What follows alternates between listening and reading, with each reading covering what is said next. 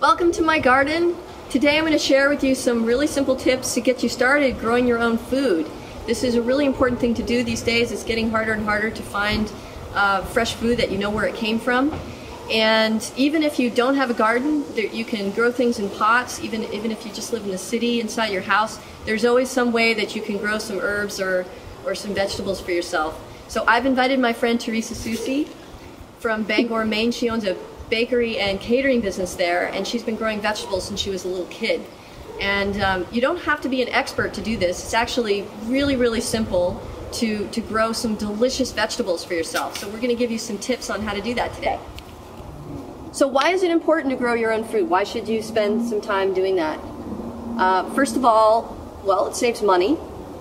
Right, and I mean, it's just very relaxing. You get your feet in the dirt and your hands dirty, and it's very relaxing. Also, you know, it's so easy to go to the store and spend a lot of money, and many times in the past I've gone to the store and I just buy way too much. You can come out into that garden and clip what you want, and just being able to come out in your own garden, it just feels so great.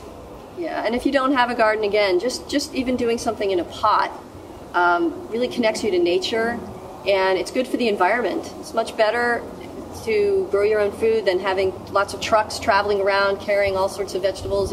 If more people started growing their own vegetables, I think it would be much better for the environment as well. And plus, you know what you're getting when you've got the food there. Yeah, you grow it yourself. Also, you know, you can use organic soil, and you know that it's pesticide free. So when you go out and you cut leaves out of your garden and pick out of your garden, you know that you're eating the best of the best. So what are some of the considerations that we need to think about before we start planting? Well, you know, you want to prepare the soil beforehand, and many times I like to kind of draw it out in paper. If it's just a small little garden, it's not a problem. But this soil is nice and loose. See how nice and fluffy it is? And before the soil was worked, it actually looked like this over here. It was hard. It's been sitting all winter long, and I really had to, you know, get in there and dig it up. And then you added some compost, right? Yeah. So once I turned everything over, got the old roots out, and then I fluffed it up and I added some nice organic compost into the soil. And that's why this looks like it does. It's nice and fluffy and easy to plant. The other thing that we need to consider when we're planting is the sun, right? So certain vegetables are going to want different kinds of sun than others. So what do we have here? So we've got some spinach. That's a little baby, you know, the little seedlings there. You can start with a seed, or you can start with little seedlings, which are those. So we're going to show you how to do it with seedlings, but you can also do it with seeds. You'd want to do that earlier in the season, and different vegetables are going to be planted at different times. So that's another consideration. And all you need to do for that is look at the little packet when you buy the seeds. Is when these should be put in the ground, or you can ask at your farmer's market or garden center. So we also have some lettuce and some arugula and some cabbage. Right. So what do we have to think about with the sun? Well, you know, you want to be in, like for instance, spinach. It's a cooler weather plant. And so if it gets way too much sun, it's gonna just grow up too quickly and it's gonna go to seed. So it's nice to have it in a cooler, and early on you plant your spinach. Mm-hmm. Now lettuce you have to wait until the weather is just right. Of course, in Maine, it's almost June before we start doing any planting, and we always wait until after Memorial Day in Maine for some things, but sometimes like peas and spinach can be planted a little bit earlier. Now, you don't want any frost happening, but you don't have that problem here in California. No. Maybe like one day in December. Right. But, you know, it's pretty easy because when you go to the either farmer's market or the garden center, you can just ask them. You know, they know where and when to plant. But for instance, I want you to take a look at this huge plant. This is Dandelion. a dandelion, and right now it's kind of blocking the sun for the things in behind it. So this plant is going to be dug up and brought to the back so that it gets sun, but it's not shading everything behind it. So this was a really good example of where kind of not to plant that.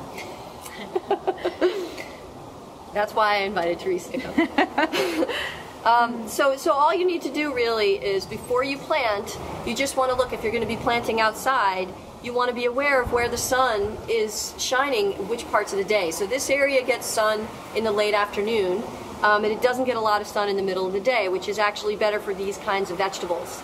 If you were planting other kinds of vegetables that need full sun, like tomatoes or zucchini, then you'd want to plant them in a different area of the garden that gets full sun or gets sun during the hotter times of the day. We're going to show you how to plant some stuff here. There are some people who consider the moon cycles and how they plant, and it's really interesting and fun thing to do. So you can do a little research on that if you're curious about it. But anyway, we're going to start with just showing you how to just plant a little spinach in there. So. Right, and before I started putting the plants in, I kind of made a nice straight row and I mounded it up, and now I'm going to just dig a little hole and place the cute little plant right in. You can see the roots there.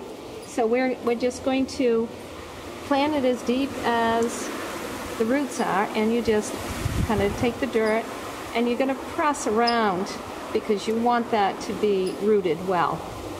But it's nice to have a mound because then you can kind of weed in between, and it's a little easier to take care of. And so the larger plants are done exactly the same way. You know, I put them in and I press, so you just want to make sure that it's deep enough so that when you put the roots down, you're not squishing them all up, that you're giving it room to grow. And I did moisten and got it a little wet because you want your soil nice and wet, well, wet enough for the roots to really get that hydration. I had these little seedlings of lettuce. You know, a variety of lettuce is really good. I like to go with like kind of a romaine and some of the darker leafy green ones because they're much better for us. They've got a lot of great nutritional value in them. So if you want to just, you know, put your hand right down in there. It's nice and moist, huh? Mm-hmm. Okay, and you just perfect, great. But you can see kind of the laborious part of it was digging up the dirt and getting it aerated and then putting the compost and mixing the compost in it. But now is the fun part.